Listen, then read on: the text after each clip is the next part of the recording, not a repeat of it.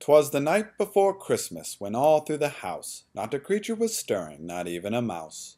Our cleats were hung in the closet with care, in hopes that the next season soon would be here. My competition was nestled all snug in their beds, while vision of my demise danced in their heads. My girl in her onesie and I in my Eric hat had just settled down for a long winter's nap, when down in the garage there arose such a clatter I sprang from my bed to see what was the matter.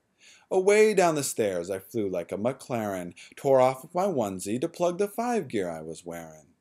The single bulb on the breast of the heavy-ass weights gave a lust of determination to their resting state, when what to my wondering eyes did appear but a young teammate with all of his athletic gear. With a look of resolve that gave little doubt, I knew in a moment he wanted to work out. More rapid than eagles his exercises came, and he whistled and shouted and called them by name.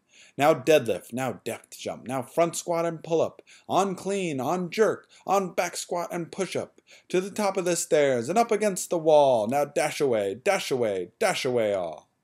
As leaves before the wild hurricane fly, I ran the track under the dark winter sky. As my workout continued, my fatigue only grew, and I wanted to quit, while my muscles did too. And then in a twinkling I heard from the street the prancing and pawing of some little cleats. As I drew in my breath and was turning around, across the field a girl came with a bound. She was dressed all in tights from her head to her foot, and her clothes were all tarnished with mud and for some reason soot. A bundle of cones she had flung over her back, and she looked like a peddler just opening her sack. Her eyes, how they twinkled, her dedication, how scary. Her calves were like ropes, her bottom like a cherry. Her determined little mouth was drawn like a bow, and I could tell she would work out even in the snow. The stump of an energy bar she held tight in her teeth, while steam from sweat encircled her head like a wreath. She had broad shoulders and a little firm waist that tightened when she laughed like the end of toothpaste. She was fit and strong, a persistent young athlete, and I whimpered at her sight, but laced up my other cleat.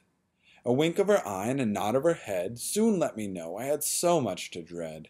She spoke not a word, but went straight to her work, and set up her cones, then turned with a jerk, laid a hand on the ground, her knees slightly bent, and giving a nod through the courses she went. She sprang through each cut, sharp as a whistle, then away she flew like the down of a thistle, but I heard her exclaim ere she sprinted out of sight, Happy workouts to all, and to all a good night.